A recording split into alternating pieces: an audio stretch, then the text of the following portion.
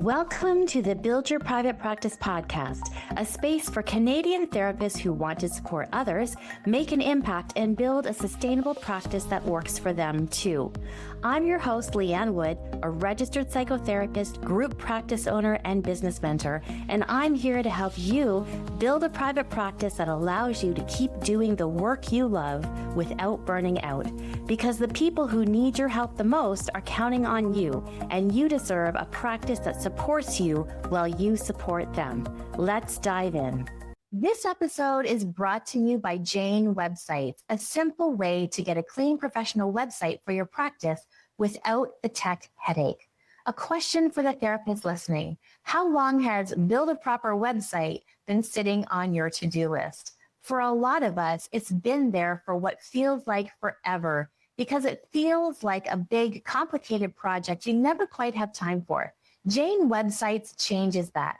With Jane Websites, AI builds you a personalized site, pages, content, and images tailored to your practice in under a minute.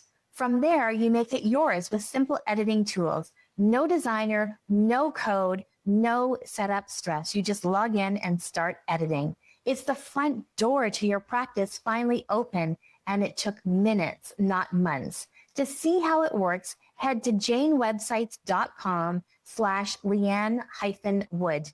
And when you're ready to start, use my code BYTP1MO for your first month of hosting free. Welcome back to the Build Your Private Practice podcast. I'm your host, Liane Wood, and I'm really glad you're here with me today. Before we get into it, I want to say something that has me feeling a little sentimental this week. This year, Build Your Private Practice turns 10. 10 years, a whole decade of walking alongside Canadian therapists as they build practices that support their lives instead of draining them. When Build Your Private Practice started, we truly had no idea it would grow into what it is now. This community of practitioners doing the quiet, steady work of building something that lasts. So all summer long, you're going to hear me reflecting on that a little, because in 10 years, I'm more convinced than ever that the calm, grounded, sustainable way we've always taught, this is the way that actually works. And that's exactly what I want to talk about today, because we're right in the middle of summer, and summer has a reputation in this field. So let's talk about it honestly. If you're a therapist in Canada, you probably already know the rhythm of the year in your bones. Somewhere around the middle of June, things start to soften. Clients go on vacation. Families get busy with kids being out of school. People cancel a session here, push one out a week there, and by July, your calendar has a little more white space in it than you're used to. And that stretch from roughly June through August can feel unsettling, especially if you are newer in practice. So I want to name that clearly, because I think a lot of us carry a quiet worry about it that we don't say out loud. When the caseload dips, the mind can go to some anxious places. Is something wrong? Did I do something? Are people not coming back? And that story can send you into a bit of a scramble, dropping your fee, overgiving, saying yes to things that don't actually fit, all out of a fear that the quiet means something bad. So here's the first thing I want you to hear. The summer slowdown is normal. It is seasonal, and it's not a referendum on you, your skill, or the health of your practice. It happens to seasoned clinicians with full wait lists, and it happens to brand new practices.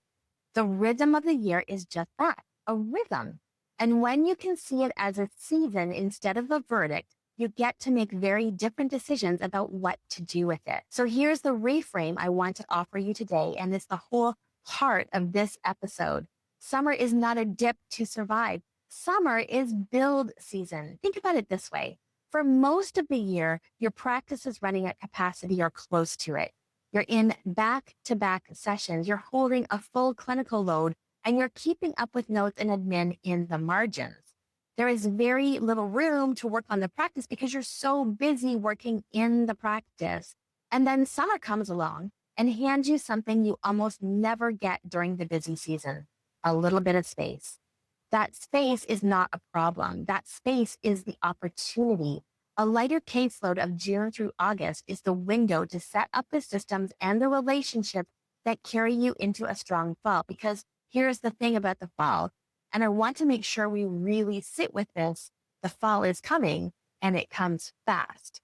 Every year, like clockwork, there is a back to school intake surge. It starts building in late August and it lands hard through September. Kids are back in school, routines snap back into place, and all of those things people were putting off during the summer suddenly move to the very top of the list. I'll deal with it in the fall because it's the fall. I need to deal with this. The inquiries pick up, the wait lists fill, the intake calls start coming in. And now here is the question that decides how that fall actually goes for you. When that wave arrives, is your practice ready to receive it, or are you going to be scrambling to build the boat while you're already in the water? Because a wave of new inquiries is only a good thing if you can actually catch them well. If your intake process is clunky, if people have to wait days to hear back, if your booking is a mess, if you don't have a clear way to hold the people you can't see right away, then that surge doesn't become a full sustainable practice. It becomes stress. It becomes dropped balls and lost referrals and that awful feeling of opportunity slipping through your fingers because you were too busy to catch it. So the work of build season is simple to say, even if it takes a little intention to do. Use the quiet of summer to get ready for the fall. Let's talk about how concretely. I'm going to give you 3 areas to build, and I want you to pick just one to actually start with. Not all 3, just one. So let me paint you a picture because I've watched this play out both ways many times over the years. Imagine 2 therapists, same city, same kind of practice, both with a bit of summer space on their hands. We're going to call them the scrambler and the builder. The scrambler treats the summer slowdown as a problem to worry about. All of July and August, they're anxious about the quiet, refreshing their inbox, maybe even quietly dropping their fee to fill a spot or 2, but not actually changing anything under the hood. Then September arrives and the wave hits. Suddenly, there are 5, 6, 8 inquiries in a week, and they're thrilled for about 2 days, and then they're drowning because there's no intake system. Every inquiry is a from-scratch email. There's no wait list, so the people they can't see right away just evaporate. They're saying yes to more clients than they can hold because they never decided their real capacity. And by the end of September, they're exhausted, behind on notes, and secretly dreading their own full practice. The wave came and it knocked them over.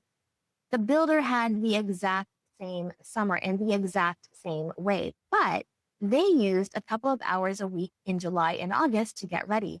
Their intake is a simple form and a warm template she can send in 30 seconds. They have a wait list, so nobody falls through the cracks. They decided their fall caseload back in July, so when the inquiries come, they say a calm yes to the right ones and a gracious, let me hold a spot for you to the rest. Same wave, but they're standing on solid ground and it fills their practice instead of flattening them. The difference between those 2 Septembers wasn't talent or luck. It was what they each did with a quiet summer. The first area is your system, the behind the scenes machinery of your practice. This is the stuff that's invisible when it works and organizing when it doesn't. Summer is the perfect time to look at it with fresh eyes because you have the bandwidth to actually fix things instead of just working around them for the 100th time. So start with your intake. When a new person reaches out, what happens? Walk through it as if you were the client. How quickly do they hear back? Is there a simple, warm way for them to book a first call or a first session? Do they know what to expect, what your fee is, and how things work? Every point of friction in that path is a place where someone who needed help might quietly drift away. Summer is when you get to smooth those edges. Set up an intake form. Write the email template you send over and over so they're ready to go. Tidying up your booking so it takes a click instead of back and forth messaging. Then look at your wait list or the lack of one, because come September, you may not be able to see everyone who reaches out right away, and how you hold those people matters enormously, because a wait list isn't rejection. It's a way of saying, I want to work with you, and here's how we'll stay connected until there's room. So having a simple, humane system for that means the fall surge fills your practice instead of overwhelming it. And while you're in there, look at the small recurring frictions, your note-taking, your billing, the admin tasks that eat your evenings. You don't have to overhaul everything. Pick the one that drains you most and fix that one thing this summer. That is real lasting work, and it pays you back every single week for the rest of the year. The second area is referral relationships. And this one is quietly the most powerful because it's the one you can't rush. Relationships take time, and time is exactly what the summer gives you. Think about where your best clinicians actually come from. For most therapists, it's not ads and it's not chance, it's people. Family doctors, other therapists who are full or who don't work with your niche, naturopaths, teachers, community organizations, past clients. These are the human threads that bring the right people to your door. And those relationships are built slowly through genuine connection, not through a frantic email blast in September when you suddenly need referrals. So use these lighter months to reach out warmly without an agenda. Take a colleague for coffee. Send a note to a family doctor's office, letting them know you have some availability coming up in the fall and what kinds of clients you love to work with. Reconnect with another therapist whose work you admire and whose caseload complements yours. You're not selling anything. You're just letting the people who could send you referrals actually know who you are, what you do, and that you have room. Here's why summer is perfect for this. Everyone is a little less frantic. Coffee is easier to schedule, and an email gets a real reply instead of getting buried. You're planting seeds in the season when there's time to tend them, so that by the time the fall referrals start moving, you're already on people's minds. That is how a referral network gets built, not in a scramble, but in a slow, steady relational way. And relationships, more than anything else, are what make a practice sustainable over a decade. Trust me on that one. 10 years in, and relationships are still the same. One more gentle nudge here. Keep it human and keep it low pressure. You're not asking anyone for a favor and you're not pitching. You're a skilled practitioner letting your community know you have room to help. And that's a generous thing to offer, not an imposition. And when you hold it that way, warm, unhurried, no agenda, people feel it and they remember you when the moment comes. The third area is you, your own readiness, your capacity, your fee, your boundaries, and the offers you want to lead with going into the busy season. Summer is a wonderful time to get clear on your numbers before you're under pressure. What is your fee? And is it still right for the work you're doing and the life you're trying to fund? If you've been thinking about a fee change, it is so much easier to make that decision from the calm of July than from the overwhelm of a packed October. You can think it through, decide with intention, and be ready to hold it steadily when the new inquiries come. It's also a good time to get honest about capacity. How many clients do you actually want to see in a week come fall? Not the maximum you can technically cram in, the number that lets you do good work and still have a life. Because if you don't decide that number in advance, the fall wave will decide it for you, and it will almost always choose more. Knowing your real capacity ahead of time is what lets you say a calm, clear yes to the right client and an honest, let me add you to my wait list to the rest without guilt and without burning yourself out by week 3 of September. So take a little time this summer to set your fee, know your capacity, and get clear on what you're offering. That clarity is a gift you're giving to the version of you who's going to be busy in the fall. Now, I know how this can land. You hear a list of 3 things to build, and part of you thinks, great, one more set of shoulds on top of everything else. So let me bring this all the way down to earth, because build season is not about grinding your way through your whole summer. It's the opposite. Here's what I actually want you to do. Pick one area: systems, relationships, or your own readiness. Just one, and give it a small, regular slot. Maybe it's one afternoon a week. Maybe it's 2 hours every Friday morning before you close your laptop for the weekend. And in that slot, you do one build season thing. One week, you write your intake email templates. The next week, you have one coffee with a colleague. The week after, you sit down and finally decide your fall fee. Small, steady, repeatable. And by the end of the summer, that's 8 or 10 meaningful moves towards a stronger fall. And you get there without working your rest because it has 2 hours a week, not a second full-time job. And that is what build season looks like. Steady always beats frantic, and it always has. Which brings me to the last thing I want to say before we wrap. And I mean this as much as anything else in this episode. Build season is not permission to grind through your summer. The lighter caseload is also where you can rest, so you can be with the people you love, and so you can refill the well that this work draws from all year long. So hold both. Use a little of the summer space to build intentionally, gently, a couple of hours a week, and use the rest of it to actually be a person who has a summer.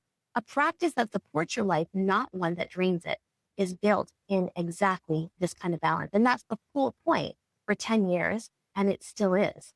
If you take one thing from today, let it be this. The quiet of summer isn't something to fear or scramble against. It's the window. Use a slice of it to get ready so that when the fall wave comes, and it will come, you're standing on solid ground, ready to catch it well. Now, before you go, there are two things I'd love for you to do. First, if you are not already in it, come join our free Facebook group for therapists. It's a warm, grounded community of Canadian practitioners building their practices the sustainable way, sharing what's working, asking the real questions, and cheering each other on. It's genuinely one of my favorite corners of the internet, and I'd love to see you in there. The link is in the show notes. And the second, this is a big one for us because Build Your Private Practice is turning 10 this year. We're throwing a 10th birthday celebration, and you are invited. It's happening on Friday, September 25th in Toronto. It's an in-person event, and we also have virtual options so you can join us from wherever you are. After a decade of building this with you, I would so love to celebrate it with you. Whether that's in the room in Toronto or on a screen from home, we would love to see you there. All the details are in the show notes, and thank you for spending part of your day with me. Go make the most of your build season gently, and I'll see you next Monday. Thanks so much for tuning in to the Build Your Private Practice podcast. If today's episode resonated with you, I'd love it if you'd subscribe, leave a review, or share it with a fellow Canadian therapist who needs this. And remember, the work you do matters. Keep showing up, keep holding space, and keep building a practice that works for you. If you're looking for practical tools or support to grow your practice, head to buildyourprivatepractice.ca. There's lots waiting for you there. I'll see you next time.